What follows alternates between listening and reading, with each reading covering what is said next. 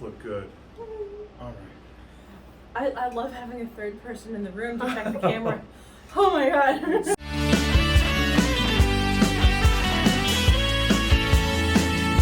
Hey there humans, I'm here with Nilson. This is take 2 filming this video.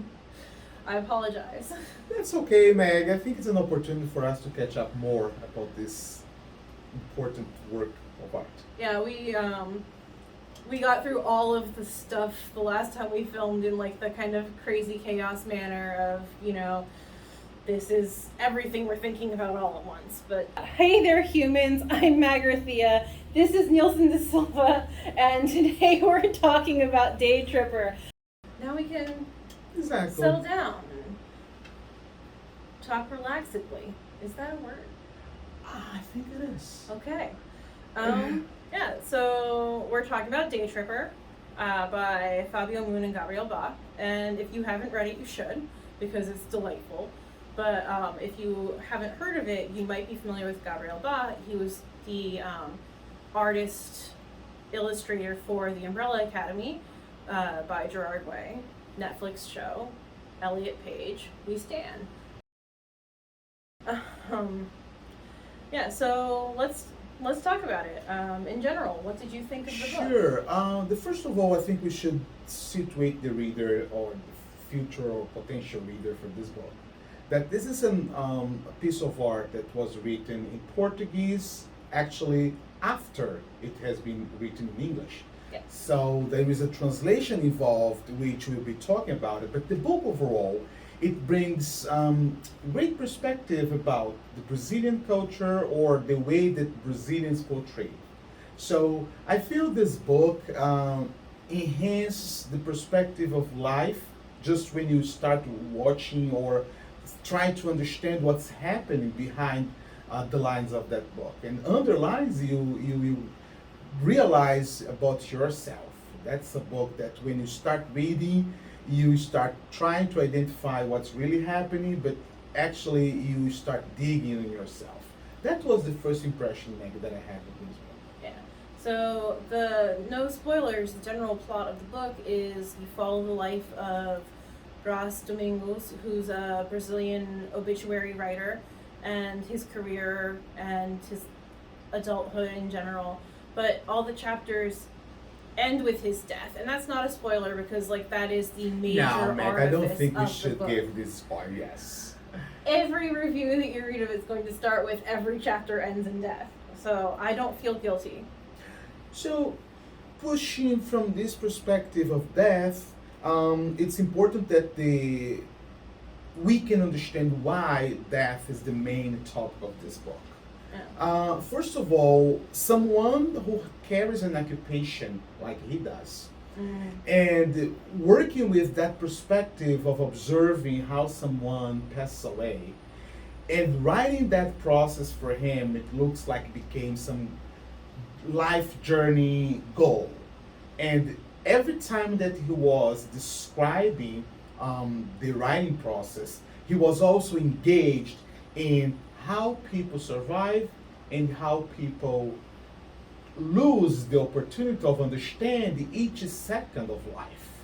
Yeah. And that's a carry on throughout the chapters, that when Brás he describes the way that he dies, it's a fictionally way that he describes his death throughout. Did you realize, Meg? Yeah. Every chapter ends with an obituary. Is it Brás writing his own obituary?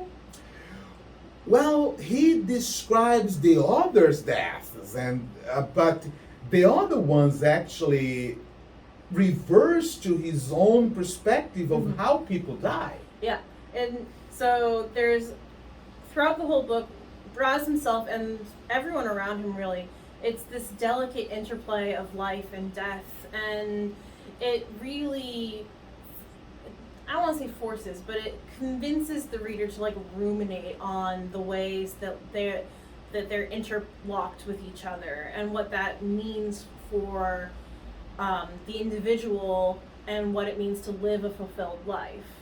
Exactly, and the way that the characters because there are different characters in each chapter of this book.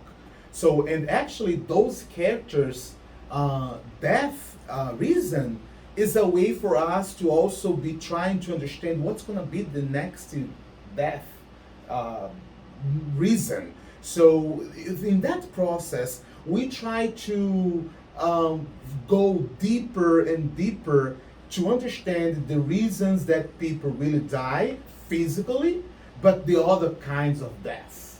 Yeah. Because the Brass, he describes that not only physical death, but also other ways that people are killed or their life is removed from a journey. And that's when we start seeing the characters that start moving along. And the continues between Brass and the other characters give us an impression that, all right, the relationships between human beings, it's also in place in the story of this book. Yeah. So how do you see the human beings' relationship involved between life and death, Meg? Well, it's interesting that you bring it up because it's one of the most, gosh, this is just going to be full of spoilers. Spoiler alert, one of the most impactful deaths for me is the chapter where he's murdered by his best friend. And it's horrifying. But like, the terror isn't the end emotion that you're left with. The feeling that you're left with is just melancholy, remorse, this once vibrant relationship that just life turned sour and transforms into, a horrific act of violence. Yes, and talking about this best friend, I would like to introduce you all George. George is someone who's going to be dealing with Brass in different venues in this book. And from this perspective, Maggie, that we are describing a death sentence between a friendship and somebody who dies from a murder process. But at the same time, you see that in that relationship, there is much more than this process. And I think we could bring to the readers who George is.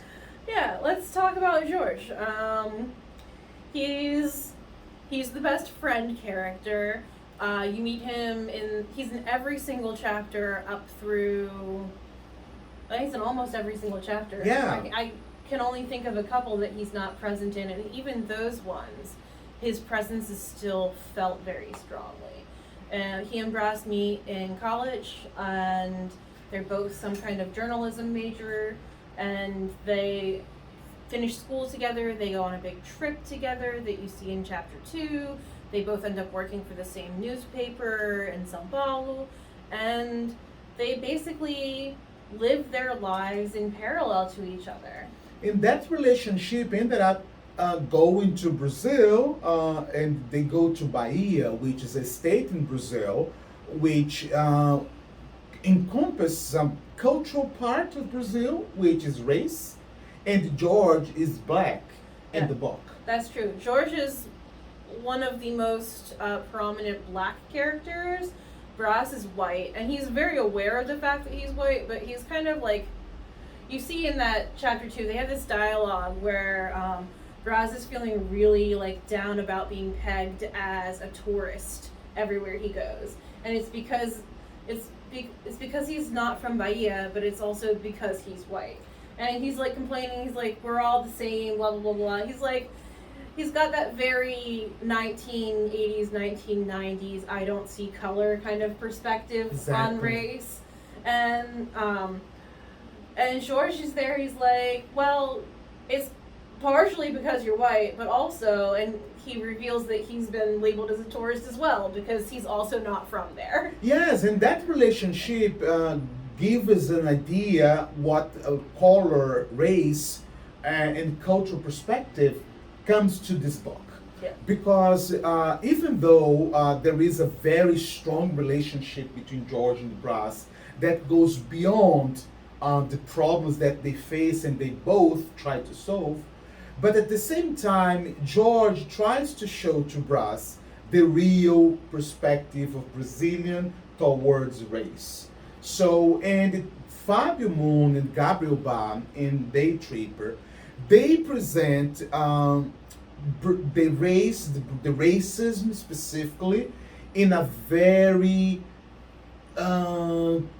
way that they didn't clearly describe, but you Yeah. have to go and Yeah. this.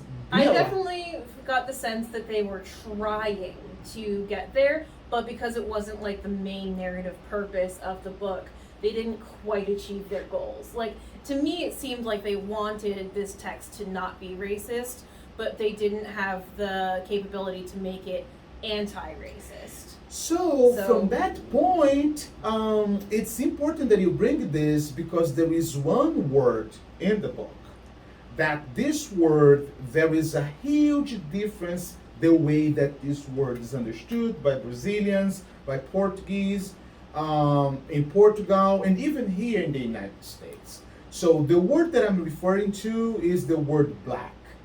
So this word, in Brazil, this word is translated in two different meanings. So you can say someone is negro, which is the translation for the word black, or you could say someone is preto.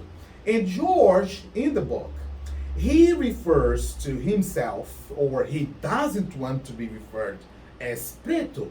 So this word actually creates a perspective that how someone is seen or how someone's seen themselves. So that's exactly what happens with George. He doesn't recognize himself, so his identity issues starts growing from that moment or from that relationship that happens. But at the same time, George is trying to, as a self-defense, to express the way that he sees that race is portrayed in Brazil. Yeah. So I feel that when the word black is translated into preto, it gives us exactly that understanding of the anti-racist, if so, or the way that racism is portrayed in Brazil, which is the systemic racism. So this brings me to understand also, going to that perspective of language, Brazilian Portuguese, European Portuguese, there are two variations here, but it's the same language. We should clarify this. Yes, it's definitely the same language. We have to clarify this to everyone. Yeah. Although some words might not be understood by the Brazilian population or by the European population, in this book, there are some words that carry out different conception. Yeah. And I think that it's a good parallel for the English audience is British English versus American English. I mean, it's a pretty reductive comparison, but it's still like those small things. Like, I'm gonna understand if a British person says jumper, but I would never call a sweater a jumper. Just like they're gonna understand if I say sweater, but they're never gonna call a jumper a sweater. exactly, You know? yeah, it's a good relation because you see English is a world variation. You see English in Africa as well, and you see that some people not be able to communicate. But in Portuguese, the variation that you can see here in this book is not just from the cultural perspective, but from the linguistic perspective. And as a linguist, I would like to shed light in two specific words that we keep discussing. Yeah. And let's explain that Daytripper was written by Brazilian authors in English and published first in the United States. And then that English edition was translated into Portuguese and published in Portugal. Exactly. So this variation, the translator is European, so of course he used the European variation. But the book has not been translated in Portuguese from Brazilian variation.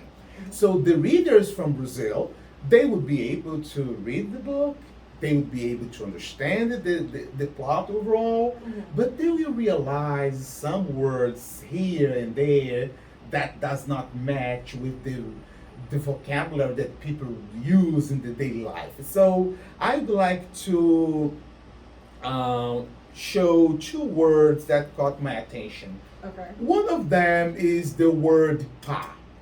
So, what does it mean, pá, in Brazil, Meg? Do you know? I know what it means in Portugal. It, pat to me, it's like if you're talking to somebody and like really informally, and you're just like, "Hey, what are you doing, pa?" And they're like, "Oh, I'm just doing whatever I'm doing," kind of thing. And it's like it's just an informal way to refer to somebody that you're around. Yeah, so in Brazil, in reverse, we'd say cara. So if you're talking to somebody and say, hey man, you say oi cara. So that would be a way to show that. But it's interesting because in the Yeah, I might say something more like, epa, como vai? exactly. So in Brazilian Portuguese, you say, oi, tudo bem, rapaz? Como vai? So that would be a different variation. And another word that caught my attention is pequeno almoço. So Iconic. yeah, so this one is very funny because in Brazil, if you have almoço, which is the second meal of the day, and you have café da manhã, which is the first meal of the day. So in the book, while I was reading, of course, because I work with European and Portuguese variation, but I was reading from the critical perspective of the Brazilian reader. And now that we are presenting this piece of art to English speakers and to all over the world, it's important to classify that both variations will be understood by both cultural groups. Right. But there's got to be that moment where, like, if I'm gonna say pequeno almoço, I know I mean breakfast, but if you're a Brazilian reader and you're gonna say café da manhã for breakfast, you're gonna read pequeno almoço and you're gonna think, oh, it's just a small lunch. Like lunch is small, and like I assume you're gonna have to have that like moment to readjust, be like, oh no, this is a European translation. This means breakfast, and like it's something that you have to think about. Like not a lot, but just a little bit. Like if you're watching a British YouTuber and they're talking about using a rubber to erase something on their paper. Like obviously that's a very different meaning in American English, and we would say eraser. So like it's just that something that's so different, it just catches you for a second and then you have to readjust. And I would say to all the readers, the expectors, the viewers of this video, that just keep going watching Meg's channel, because that's a way for you to be aware of all these translations and variations. And exactly, Meg, from this perspective, we could also catch up on the subjective content that is within this book. One thing that Maggie caught my attention reading this book and now discussing with you is the relationship between George and Brass. Yeah. I think they are.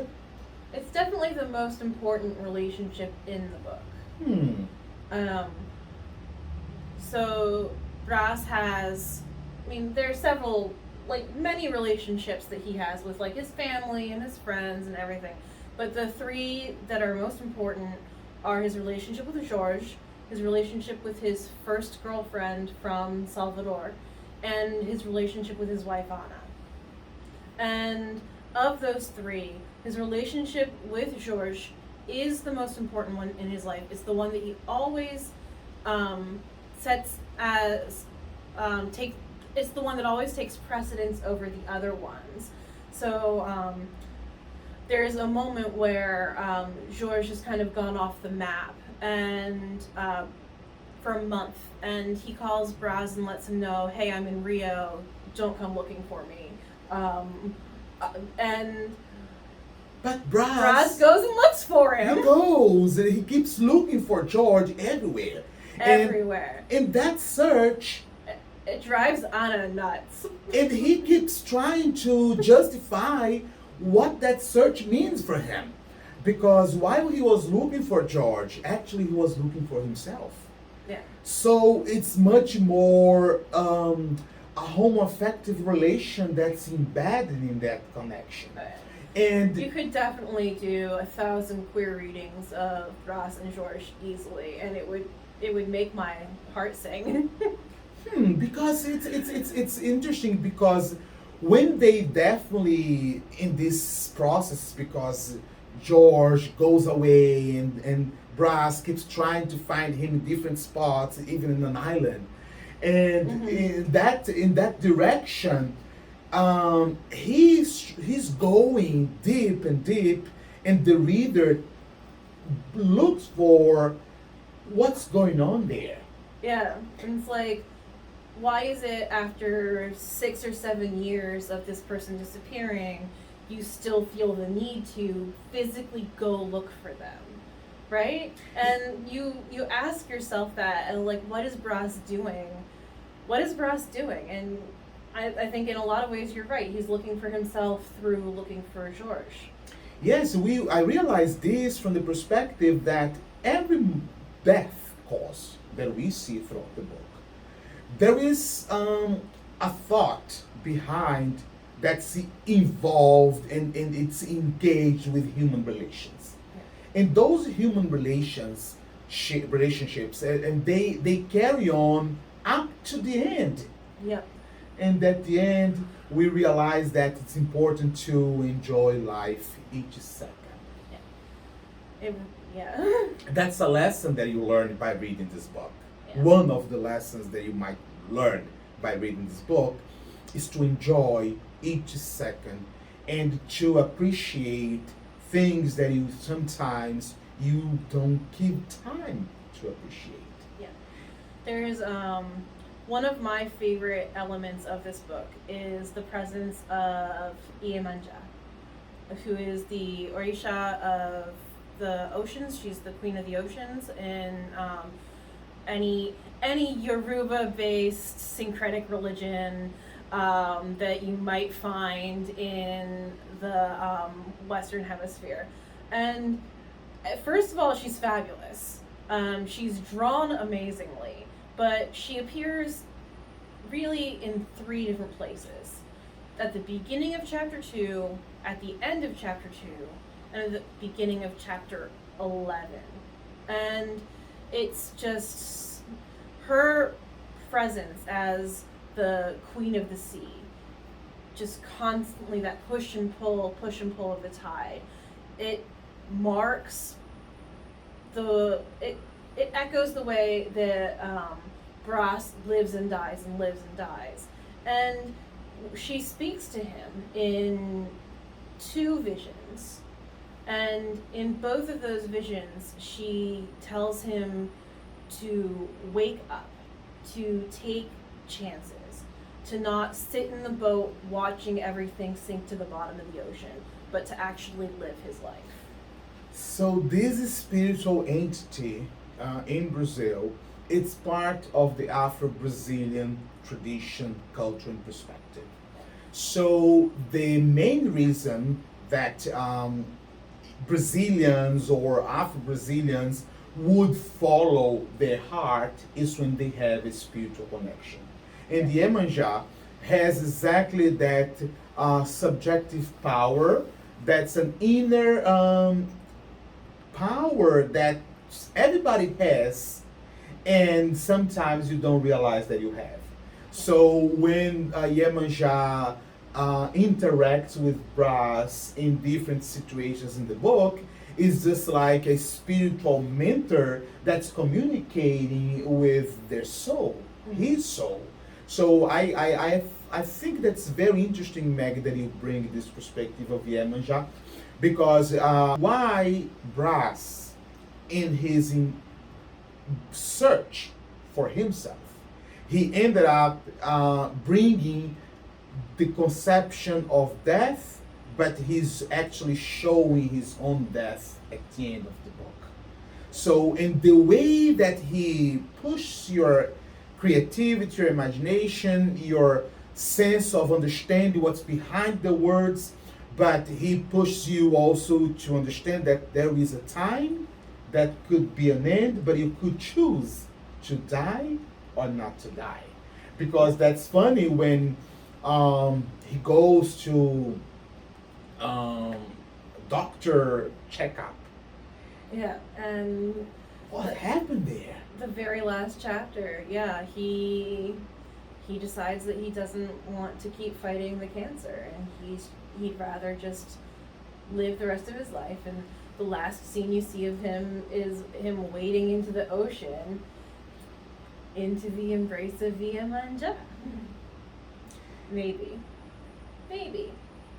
So I would say, if you got some sense of what this book is about, you definitely should read it.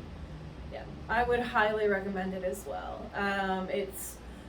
Honestly, it took me a long time to start writing about it for my dissertation, because every time I read it, I just get so enveloped in the story that I get to the end of the book and I sit and I'm like, wow.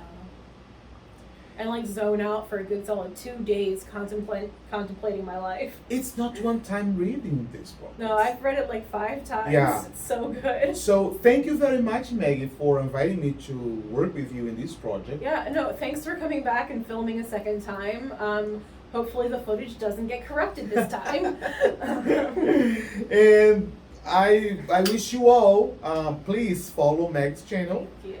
And Yeah. this is a way for you to catch up with different books and reviews and also translation analysis. So follow her channel. All right, thanks everybody.